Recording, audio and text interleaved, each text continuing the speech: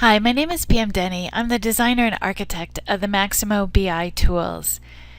And this is a series of demo recordings highlighting the analytic capabilities available when you combine Maximo and Cognos reporting. The specific series of recordings today focuses on the Cognos metadata. And the Cognos metadata is required as we develop and run reports within Cognos. You can utilize Maximo's integration framework to streamline the creation and maintenance of the Cognos metadata. In the first series of recordings that we had, we showed how we can create that report object structure in Maximo. And then in the second portion, we reviewed how our objects are joined together via the Max relationships, and we looked at the surrounding business rules for that. In Series 3, we took that report object structure, we published it over to Cognos, and then we accessed Cognos Workspace Advanced so you can see the available objects and attributes and how they match up to Maximo. And then in the fourth series, we access a report object structure in Cognos Framework Manager so you can see the directory structure and how you can find it, but also how you can work with those particular packages and maybe make modifications to them. But now what we want to focus on today is new in 7.6, and it's related to our Maximo database restrictions. Maximo has a number of different ways that you can set data restrictions. Imagine you have an organization that has 3 different sites and a user has access to data in one of those sites. Well, that information is held in Maximo today. And if I access Cognos, Cognos doesn't have that data restriction information available. So what we've done in 7.6 is we've made it available through a new set of database views. So to recap, when we publish in Maximo, we take our report object structures and our example we've been using, asset, work order, and companies. We utilize the integration framework to transform them as a metadata package in Cognos. Well, what we've done in 7.6 is we've now appended to each one of the individual objects a particular database view. And there's a variety of database view holding the different data restrictions, whether it's at the organization level, site, or org level, let me try that again, whether it's at the organization, site, or set level. So again, we append automatically. There's no additional actions you need to take when you publish a report object structure, these different views. If we look at how it happens in our process, this is a process of taking the report object structure and bringing it up to Cognos via our integration framework. This area that's highlighted in red is the new set of processing classes we've added in 7.6. We look at each individual object, we determine which database view should be appended to it, and then that becomes the transposed metadata package. How do we know what should be appended? We would do a select from a SQL statement. So instead of looking at something like select star from asset, we would see in Cognos now select star from asset where site ID equals Bedford, for example, for user ID 123. So let me show or demo how this capability occurs. And I came right over here into Maximo. I've brought up our asset demo object structure that we've been working with, and let's go ahead and just show again how we publish that over to Cognos. And notice again, there's no additional action that I need to do. Everything is the same as that I had in previous Maximo versions. I simply take it, publish it over to Cognos.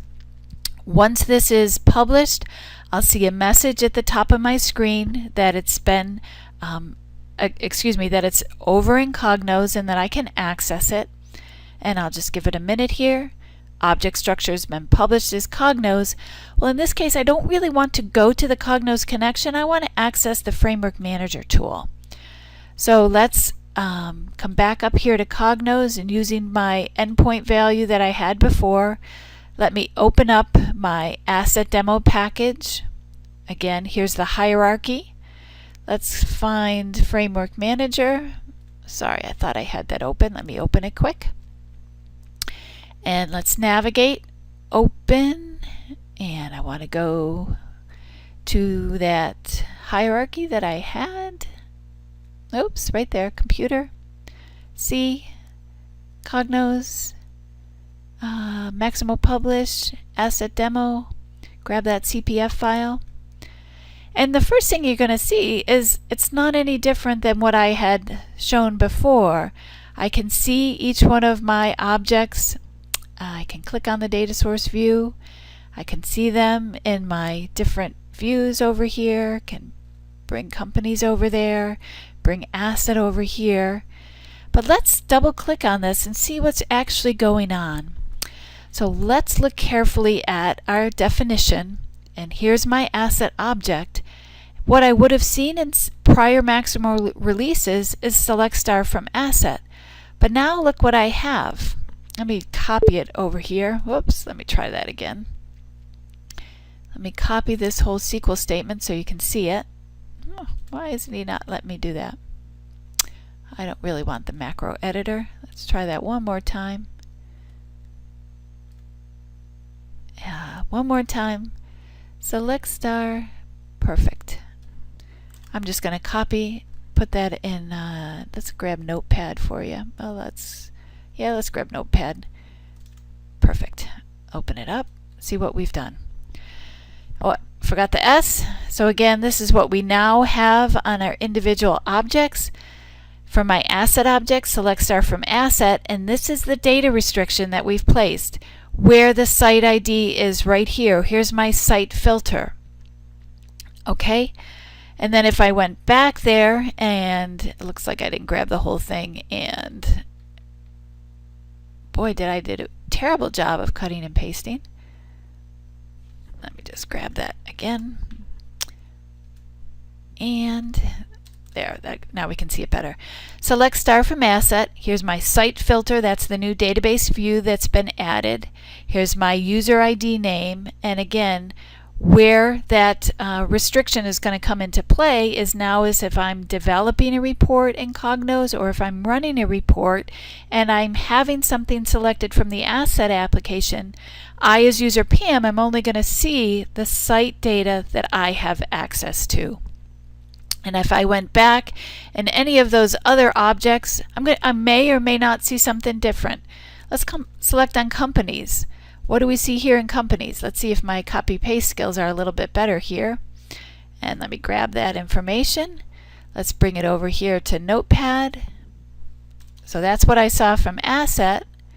And this is what I see from companies. And now let's see here. Now I'm looking at an organization view instead of the site filter. So the org filter versus the site filter. Well, how do we know that? Again, this is something that Maximo is determining for you.